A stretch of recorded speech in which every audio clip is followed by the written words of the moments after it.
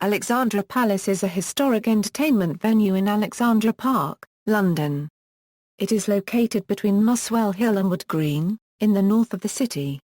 It was originally opened in 1873 but rebuilt in 1875 following a destructive fire. It was designed to serve as a public centre of recreation, education and entertainment and as North London's counterpart to the Crystal Palace in South London. Intended as the People's Palace, and later nicknamed Ali Pali, in 1936 it became the home of the world's first regular public high-definition television service, operated by the BBC. Alexandra Palace television station was located on the site and its radio tower is still in use. The original studios A and B still survive in the southeast wing with their producers' galleries and are used for exhibiting original historical television equipment. The original Victorian theatre with its stage machinery also survives. The theatre and stage structure is on English Heritage's Buildings at Risk Register. Alexandra Palace became a listed building in 1996, at the instigation of the Hornsey Historical Society. A planned commercial development of the building into a mixed leisure complex including a hotel, replacement ice skating rink, cinema, 10-pin bowling alley and exhibition centre, encountered opposition from public groups and was blocked by the High Court in 2007. The Great Hall and West Hall are typically used for exhibitions, music concerts and conferences, operated by the trading arm of the charitable trust that owns the building and park on behalf of the public. There is also a pub, ice rink and palm court. History, 19th century. The Great Northern Palace Company had been established by 1860 but was initially unable to raise financing for the construction of the Palace of the People, as the project was initially called. The building stock was eventually acquired from the 1862 International Exhibition held in South Kensington. Alexandra Park was opened to the public on July 23, 1863. The building's original name was dropped to commemorate the new Princess of Wales, Alexandra of Denmark, who had married Prince Edward 4 months earlier. However, Alexandra Palace retained the Palace of the People, or the People's Palace, as an alternative name. In September 1865 construction commenced but to a design by John Johnson and Alfred Meeson rather than a glass structure initially proposed by Owen Jones. The structure covers some 7.5 acres. In 1871 work started on a railway line to connect the site to Highgate Station. Work on both the railway and the palace was completed in 1873 and, on May 24 of that year, Alexandra Palace and Park was opened. The palace was built by Lucas Brothers, who also built the Royal Albert Hall in South Kensington at around the same time. Sims Reeves sang on the opening day before an audience of 102,000. Only 16 days later, Alexandra Palace was destroyed by a fire which also killed 3 members of staff. Only the outer wall survived. A lone exhibition of a collection of English pottery and porcelain, comprising some 4,700 items of historic and intrinsic value, was also destroyed. With typical Victorian vigour, it was quickly rebuilt and reopened on May 1, 1875.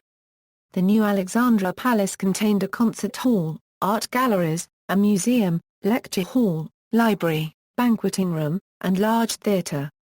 The stage of the theatre incorporated machinery which enabled special effects for the pantomimes and melodramas then popular. Euro artists could disappear, reappear and be propelled into the air. The theatre was also used for political meetings. An open-air swimming pool was constructed at the base of the hill in the surrounding park. It is long since closed and little trace remains except some reeds. The grounds included a horse racing course with grandstand, a Japanese village, a switchback ride, a boating lake and a 9-hole pitch and putt golf course. Alexandra Park cricket and football clubs have also played within the grounds since 1888. A Henry Willis organ installed in 1875, vandalized in 1918 and restored and reopened in 1929, survives. In its 1929 restored form, Willis's masterpiece was declared by Marcel Dupré copyright to be the finest concert organ in Europe. 20th century, in 1900 the owners of Alexandra Palace and Park were threatening to sell them for redevelopment, but a consortium of local authorities led by Hornsey Urban District Council managed to raise enough money to purchase them just in time. By the Alexandra Park and Palace Act 1900, a charitable trust was created. Representatives of the purchasing local authorities became the trustees with the duty to keep both building and park available for the free use and recreation of the public forever. It is this duty that the present trustee, the London Borough of Haringey, is currently trying to overturn, protesters fear, by selling the building to a commercial developer. The palace passed into the hands of the Greater London Council in 1967, with the proviso that it should be used entirely for charitable purposes, and their trusteeship was transferred to Haringey Council in 1980. During the First World War the park was closed and the palace and grounds were used as an internment camp for German and Austrian civilians. The camp commandant was Lt. Colonel R.S.F. Walker until his death in May 1917. In 1935 the trustees leased part of the palace to the BBC for use as the production and transmission centre for their new BBC television service. The antenna was designed by Charles Samuel Franklin of the Marconi Company. The world's first public broadcasts of high-definition television were made from Alexandra Palace in 1936, an event which is alluded to by the raise in the modern coat of arms of the London Borough of Haringey. Two competing systems, Marconi EMI's 405-line system and John Logie Baird's 240-line system, were installed, each with its own broadcast studio, and were transmitted on alternate weeks until the 405-line system was chosen in 1937. The palace continued as the BBC's main transmitting centre for London until 1956, interrupted only by the Second World War when the transmitter found an alternative use jamming German bombers' navigation systems. In 1944 a German doodlebug exploded just outside the organ end of the Great Hall and blew in the rose window, leaving the organ exposed to the elements. In the early 1960s an outside broadcast was made from the very top of the tower, in which the first passage of a satellite across the London sky was watched and described. It continued to be used for BBC News broadcasts until 1969, and for the Open University until the early 1980s. The antenna mast still stands and is used for local terrestrial television transmission, local commercial radio and DAB broadcasts. The main London television transmitter is now at Crystal Palace in South London. Early in 1980 Haringey Council took over the trusteeship of Alexandra Palace from the GLC and decided to refurbish the building.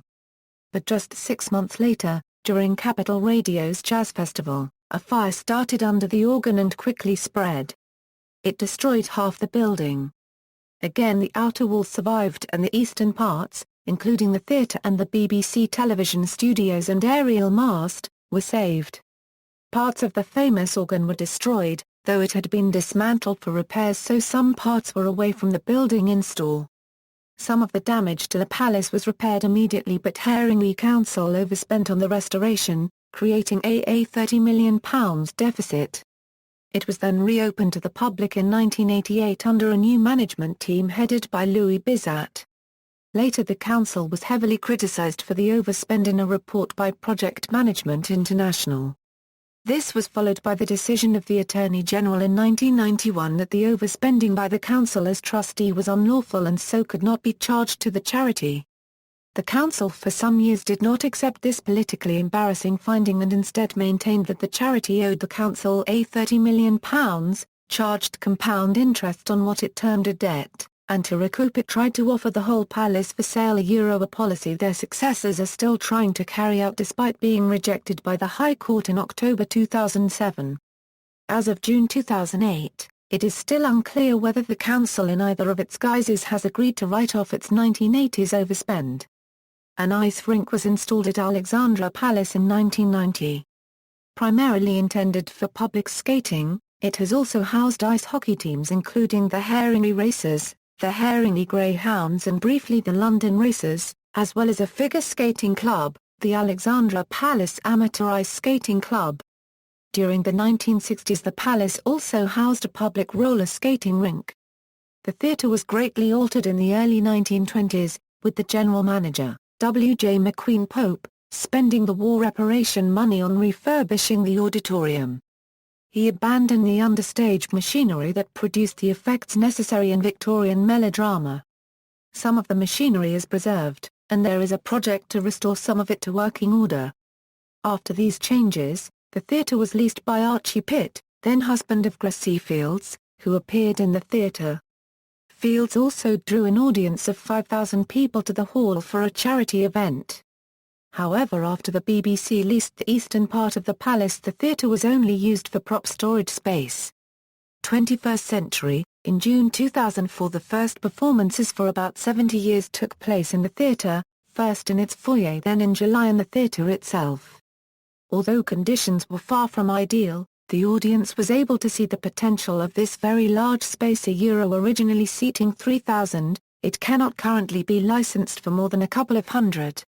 It is intended that the theatre will one day reopen, but much costly restoration will be required first. It will never again reach a seating capacity of 3,000, but it does seem likely that a capacity of more than 1,000 may one day be achieved. A major season of the theatre company Complicite was planned for 2005, but the project, which would have included some repair and access work, was cancelled due to higher than anticipated costs. Plans by the current trustees, Haringey Council, to replace all the charitable uses by commercial ones by a commercial lease of the entire building, including a casino, encountered considerable public and legal opposition, and on October 5, 2007, in the High Court, Mr Justice Sullivan granted an application by Jacob O'Callaghan, a London resident, to quash the Charity Commission's order authorising a 125-year lease of the entire building to Fireworker Limited. Notable events. Alexandra Palace has hosted a number of significant events over the course of its history. Recurring events held there include the Great British Beer Festival, the Brit Awards, the PDC World Darts Championship and the Masters Snooker Tournament. In November every year, a large fireworks display is scheduled there as part of London's Bonfire Night celebrations. 1960s. The Observer's Wildlife Exhibition held here in 1963 was an important early event in highlighting awareness of worldwide endangered species, and it gained a large attendance. In April 1967 a benefit event took place there. The 14-hour Technicolor Dream, organized by the International Times, demonstrated the importance of the quickly developing underground scene. Although venues such as the UFO Club were hosting counter-cultural bands, this was certainly the largest indoor event at the time.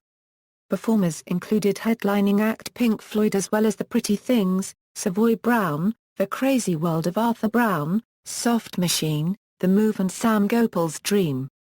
John Lennon and Paul McCartney of the Beatles both attended, and Yoko Ono presented her performance workup piece. 1970s, the rock band Led Zeppelin played at Alexandra Palace in December 1972. In 1973 the Divine Light Mission held a Festival of Love there. Also in 1973, British rock band Wishbone Ash played a Christmas concert at the Palace, billed as Christmas at the Palace. The American band Grateful Dead played a series of shows there in September 1974 and a recording of one of the shows was released as part of the Dick's Pick series in March 1997. The Campaign for Real Ale held the Great British Beer Festival there from 1977 to 1980. 1980s, the exterior of Alexandra Palace was used as Victory Square in Michael Radford's 1984 film adaptation of George Orwell's novel 1984. The Sinclair C5 battery electric vehicle was launched at the Palace in January 1985, 1 week after the closure of the 405-line television system that was inaugurated there 49 years earlier. In November 1989 the Stone Roses played their first major gig in the south of England at Alexandra Palace, notable particularly as the band sold the venue out before being featured significantly in the music press or making any national television appearances. 1990s, Hugh Cornwell played his last gig with the Stranglers at Alexandra Palace in August 1990. Blur organised a major concert at the venue in October 1994 to promote their album Park Life. The recording of the concert was released on video in February 1995 with the title Showtime and used as the basis for the music video for the band's song End of a Century. From 1993 to 1995, the Brit Awards were hosted at Alexandra Palace. In November 1996 it was the venue for the annual MTV Europe Music Awards. 2000s. The fourth Mind Sports Olympiad was held at Alexandra Palace in August 2000, with more than 4,000 competitors from around the world taking part in mind sports. The 52nd edition of the Miss World pageant was held there in December 2002. The pageant was initially slated for Abuja but was relocated to London due to conflict within Nigeria. The Strokes recorded a live performance at Alexandra Palace in December 2003. This performance was to be released in the form of a live album but the idea was later scrapped. Travis also played there in December 2003, the footage of which was used for their live DVD titled Travis at the Palace. The third annual European Social Forum took place in October 2004 in London, the main venue being Alexandra Palace. The first Give It a Name rock music festival was held there in May 2005. In October 2005 Kiss 100, the radio station, marked its 20th anniversary with a club night at the venue. In December 2005 Paul Weller played One Night at the Palace and released the live recording on a CD titled Catch Flame. Alexandra Palace plays a part in the 2006 Doctor Who episode The Idiot's Lantern, set in 1953. British television's 70th anniversary occurred on November 2, 2006 and this was marked with a special event called TV70. A CCTV program was produced in Studio A using vintage equipment. This comprised some archive materials and an interview with several well-known stars from the early days of British television. In June 2007, a Hack Day event was hosted at Alexandra Palace by the BBC and Yahoo. During the event, the building was struck by lightning, causing the 5 vents to open, and it rained inside the building. Since December 2007 Alexandra Palace has hosted the PDC World Darts Championship, following 14 years at the Circus Tavern in Purfleet, Essex. The Palace was previously home to the News of the World Darts Championship between 1963 and 1977. April 2008 saw the relaunch of the regular Antiques Fairs, now held 4 times a year, organized by Nelson Events Limited, 2010s. The band Portishead hosted one of 2 All Tomorrow's Parties festivals titled I'll Be Your Mirror in July 2011 at Alexandra Palace. The 50th anniversary program of Songs of Praise was recorded there in September 2011 and broadcast the following month. Since 2012 and until 2015, it is the venue for the Masters Snooker Tournament, held every January. During the 2012 Summer Olympics it served as the official hospitality venue for the Dutch Olympic team. In November 2012, it was the venue for the annual Warped Tour, a music and extreme sports festival. The band Suede appeared at Alexandra Palace in March 2013, playing one of the first dates in support of Blood Sports, their first new album in more than a decade. In September 2013, Paragraph RK performed one of the final concerts of her Biophilia tour there. The show was the last concert to be held in the round, a format which characterized the tour, and the first to be performed in this way at Alexandra Palace. Transport links: the nearest London Underground station is Wood Green and the closest mainline railway station is Alexandra Palace with services from Moorgate and King's Cross in central London towards Hertfordshire.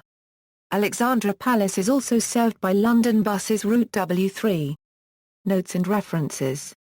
External links: Alexandra Palace Save Ali Pali, campaign to maintain the charitable status of the palace and preserve its TV studios, organ and Victorian theatre for the public, heritage at risk, Alexandra, detailed history of early BBC TV broadcasts, with archive photos September 14, 2003, Alexandra Palace Television Society, unofficial history of BBC television at Alexandra Palace, pictures and information about Alexandra Palace history, Hornsey Historical Society, Friends of Alexandra Park, a Euro website promoting and protecting Alexandra Park in North London, Friends of Alexandra Palace Theatre.